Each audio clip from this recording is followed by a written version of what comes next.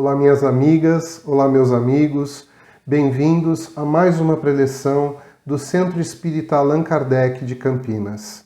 Vamos iniciar as nossas atividades de hoje fazendo uma prece, elevando os nossos pensamentos a Deus, nosso Pai, de infinita bondade, de infinito amor, de infinita misericórdia.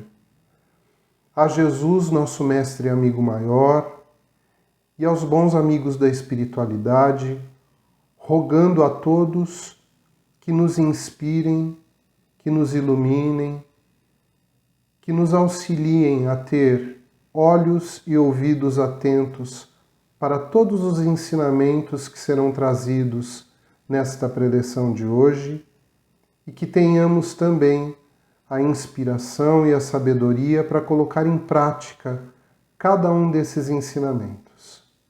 Que assim seja. A preleção de hoje está no capítulo 11 do Evangelho segundo o Espiritismo, itens de 11 a 15, e o capítulo trata sobre amar ao próximo como a si mesmo. Como sabemos, Jesus resumiu os mandamentos da lei mosaica numa única frase: amar a Deus sobre todas as coisas e ao próximo como a si mesmo. Apesar desse resumo parecer simplificar o nosso caminho para alcançarmos a tão desejada evolução, ele de fato aponta não apenas para as atitudes contidas nos 10 mandamentos, mas destaca um esforço bem maior no que se refere ao nosso caráter, o nosso comportamento, ou seja, quem somos, como nos relacionamos com os outros e como estamos presentes no mundo. Amar a si próprio passa a ser uma condição essencial para que se possa então amar ao próximo. E para que isso aconteça, é indispensável conhecer-se a si mesmo, tarefa que não costuma ser fácil e muito menos simples. Além disso, a forma do meu auto-amor é o que configura a forma do meu amor para com os outros. Assim, se eu mantenho um amor torto por mim mesmo, ou seja, algo excessivamente tolerante ou excessivamente intolerante, também manifestarei uma forma torta de amar o outro. Pior ainda, se eu não me amo, por mais que me esforce para dedicar esse afeto e todas as ações que dele derivam para qualquer outra coisa ou ser que estejam fora de mim, o resultado sempre será uma forma hipócrita de afeto. Assim, começamos a nos deparar com nossas imperfeições e a necessidade de saber como lidar com elas, o que fazer delas, como superá-las. As instruções dos Espíritos em O Evangelho segundo o Espiritismo são excelentes alertas. Nos 2 primeiros tópicos que vamos versar hoje, Emmanuel e Pascal vêm nos chamar a atenção para o egoísmo, uma forma de amor exagerado ligado aos próprios interesses. Um exclusivismo, um orgulho, presunção, onde a pessoa se toma como referência para tudo e fica estabelecida a falta de consideração com o outro. Esse é o egoísmo. Essa é a chaga que não permite a evolução do nosso planeta, já que é a partir dele, do egoísmo e também do orgulho, que acontecem tantas mazelas nas relações humanas, na sociedade e na humanidade como um todo. É por conta do egoísmo que não vemos a dor e o sofrimento pelo qual passa o nosso irmão, e por conta do orgulho não conseguimos admitir a existência desse mal em nós. O Espírito Emmanuel, em 1861, deixa em sua mensagem um alerta sobre a grande necessidade de todos nós que nos intitulamos cristãos, seguidores dos ensinamentos do Mestre Nazareno, voltarmos nossa força e nossa coragem contra o egoísmo. Ele destaca que é preciso mais coragem para vencer a si mesmo do que para vencer aos outros. De fato, olhar para dentro de si e reconhecer as próprias deficiências é, na maioria das vezes, uma das mais dolorosas jornadas que o indivíduo pode empreender para encontrar a libertação através da verdade. Não falamos aqui dessas pseudo-verdades que, pelo orgulho e egoísmo, atendem apenas aos interesses próprios, mas da verdade universal, que tem como base as leis morais, leis divinas, que são imutáveis e, portanto, não se adaptam às vaidades e vontades individuais. Emmanuel chama ainda o egoísmo de monstro devorador de todas as inteligências, já que ele ataca a verdade e distorce a realidade segundo a vontade da pessoa egoísta. Desta feita, surgem comportamentos como o preconceito, a injúria, a maledicência, as negações, a intolerância, a exclusão, ou seja, falhas de caráter, de crenças e de valores irreais que geram atitudes e pensamentos opostos ao amor incondicional que devemos dedicar uns aos outros, conforme foi ensinado e exemplificado por Jesus, como caminho para nossa evolução e nossa felicidade. O egoísmo é, portanto, o antagonista da caridade. Pascal, outro espírito protetor que traz a sua mensagem no capítulo que estamos versando, aponta que precisamos lutar contra a couraça que nos impede de sensibilizarmos com as dores e sofrimentos dos nossos irmãos. Uma couraça que atravanca a solidariedade, a empatia e, principalmente, a caridade. Ele ressalta que a dureza de nossos corações mata os bons sentimentos. Meus irmãos, minhas irmãs, neste período da pandemia de Covid-19, fomos todos convocados a olhar para além de nós mesmos e entender que os resultados de tudo isso pelo que passamos e que ainda enfrentamos enquanto humanidade terrestre é resultado das ações individualistas. Cada um de nós é corresponsável pelo todo. Diferente do que deveríamos fazer, aparentemente os olhos, ouvidos e corações se fecharam mais ainda. O egoísmo e os interesses particulares tomaram conta de todo o cenário mundial. Raríssimas situações provocaram algum tipo de comoção cujo efeito durou muito pouco. E há muito tempo não víamos tantas pessoas em situação de miséria, abandono e desolação. Pascal é enfático em sua mensagem. Se a caridade reinasse na terra, o mal não teria mais predominância. Sem a caridade não haverá tranquilidade nem segurança na sociedade. Sem a caridade, o orgulho e o egoísmo abrem espaço para aqueles que se acham espertos, que querem levar vantagem, e nessa luta de interesses, alguém sempre sairá lesado. Ele recorda ainda que Jesus não repelia ninguém. Todos que o buscavam eram socorridos. E é a esse exemplo que devemos seguir, pois o egoísmo é a negação da caridade. As mensagens seguintes são assinadas por um espírito protetor e por Elisabeth de França, e também por Lamennais, tratando ainda da caridade, da sua relação com a fé e a importância de ambas na realização e vivência do amor ao próximo. Um dos pontos importantes a destacar dessas mensagens é a diferença entre um impulso generoso e a caridade. Todos, sem exceção, podem em algum momento ser tomados por um impulso de generosidade, que, embora também seja importante, na maioria das vezes é fugidio, situacional e acaba por atender momentaneamente a quem precisa. A caridade é impossível sem a fé, diz o Espírito protetor, tendo como características mais importantes a abnegação e o sacrifício constante dos interesses egoístas. A fé é a inspiração para a coragem e perseverança, tão necessárias àqueles que escolhem o caminho da verdadeira caridade em busca da harmonia perante a diversidade. Deus nos criou a todos para sermos felizes, mas como podemos sentir felicidade diante do irmão que padece, diante do irmão que sofre? Embora saibamos que a felicidade é a nossa meta, sabemos também que a vida na Terra, ou seja, as nossas múltiplas encarnações, servem para o nosso aperfeiçoamento moral. Na experiência terrena, a felicidade está no bem que se pratica e é sustentada pela fé. Percebam, se não é a aplicação prática da máxima ensinada por Jesus.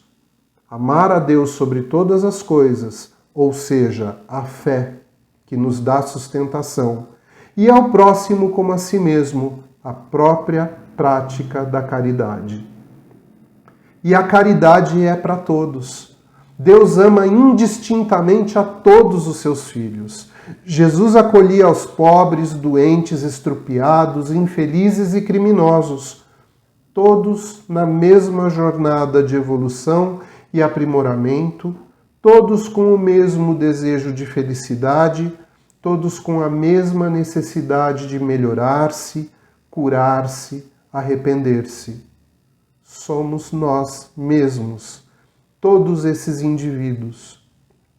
Elizabeth de França explica que a verdadeira caridade não se resume às esmolas ou às palavras de consolo que oferecemos aqui ou ali. A verdadeira caridade é a benevolência concedida sempre ao nosso próximo, em todas as coisas, em todas as situações, e especialmente em nossas preces. Está escrito em O Evangelho segundo o Espiritismo que não devemos desejar a eliminação, o expurgo ou a morte, nem mesmo daqueles que são considerados criminosos. Jesus é o nosso modelo e jamais deixou de estender a sua mão a quem quer que fosse. Isso é o que se espera de nós, que façamos nossas preces em favor desses irmãos que se desviaram do caminho do bem, ao invés de adotar campanhas de extermínio em redes sociais. Mais do que isso, para nós espíritas, significa assumir verdadeiramente a responsabilidade perante o que preconizamos. Não preconizamos o extermínio e a morte de ninguém. Para tanto, não podemos e nem devemos julgar os outros jamais, uma vez que temos atitudes consideradas normais em nosso cotidiano e que aos olhos do Pai Criador seriam alvo de severa reprovação. Por exemplo, destruímos coisas, produzimos lixo, extinguimos seres da criação e devastamos nosso próprio planeta. Todos os dias. E escolhemos ignorar isso sob o pretexto de que todos fazem assim também.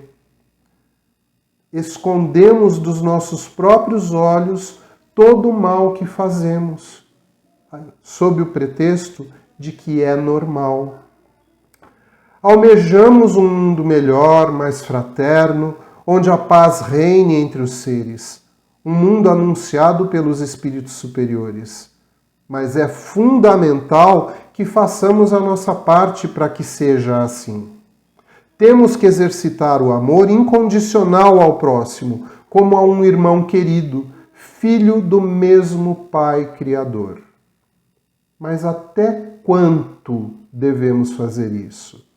Lamennais traz essa reflexão em sua mensagem.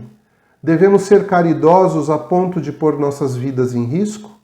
Qual o critério? Quem seria merecedor desse sacrifício? Novamente, o esclarecimento sobre a caridade nos diz que não se escolhe a quem socorrer. Nas palavras do amigo espiritual, o devotamento é cego. É considerado todo indivíduo merecedor da caridade, de socorro e de ajuda.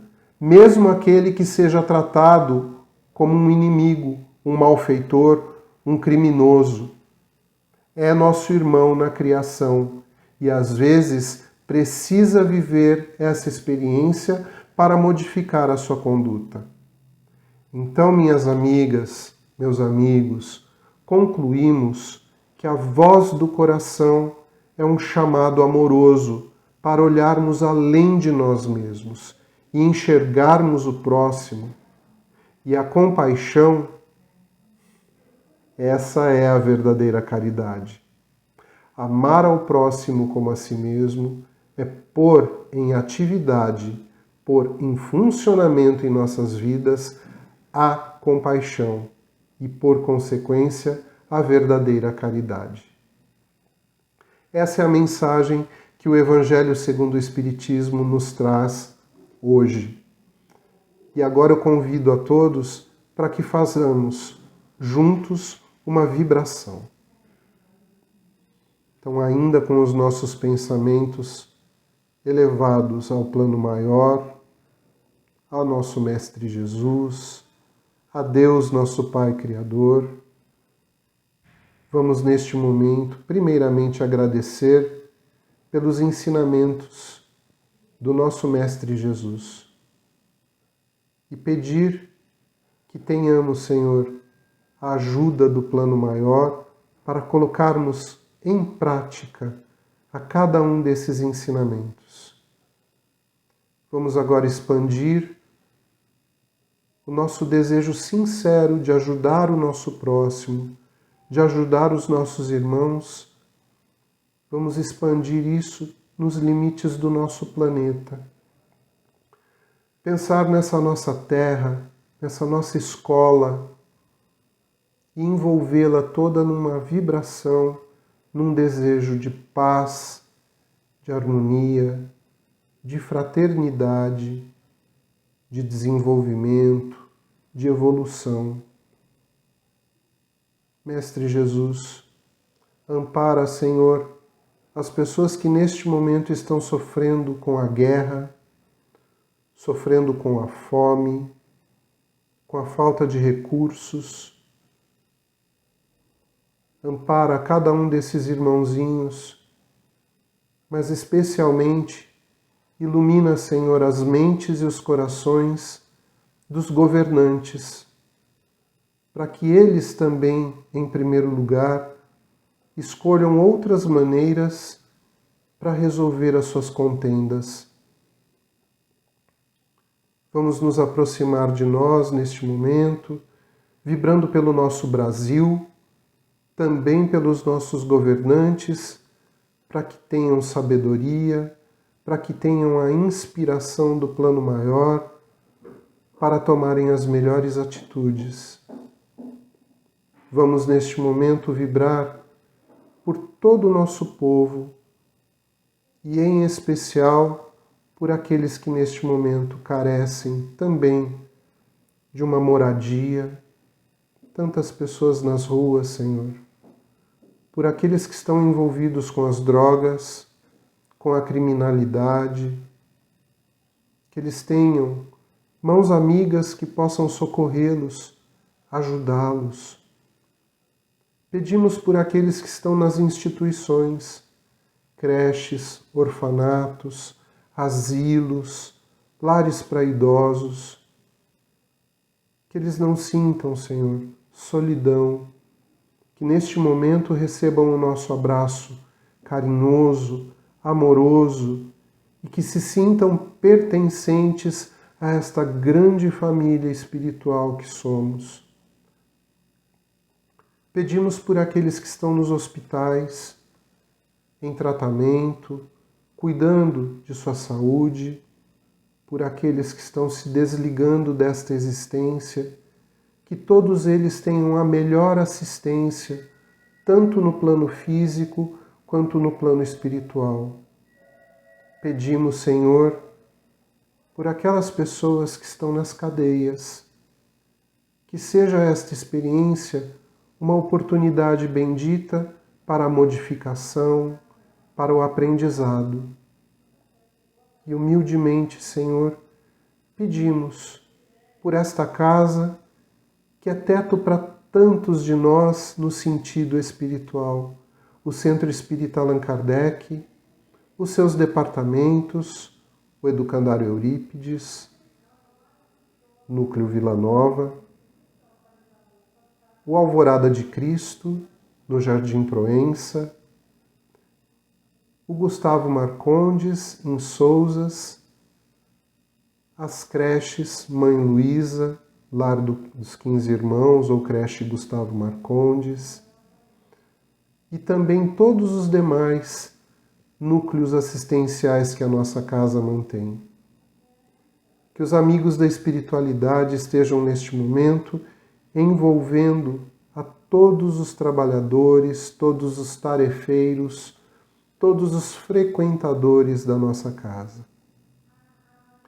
E agora pedimos por nós, que tenhamos sempre, Senhor, o bom amparo, o bom conselho dos amigos da espiritualidade, que sejamos sempre cuidados com todo o carinho, para que acertemos no nosso caminho, para que acertemos os nossos passos e possamos sempre fazer o melhor de nós em favor do nosso próximo, pois amando a nós mesmos, teremos condições de amar o nosso próximo e que possamos desenvolver a caridade como uma meta, como um lema, como uma prática normal em nossas vidas. Fica conosco, Jesus, hoje e sempre. Agradeço a todas e a todos pela companhia deste momento nosso. Um grande abraço.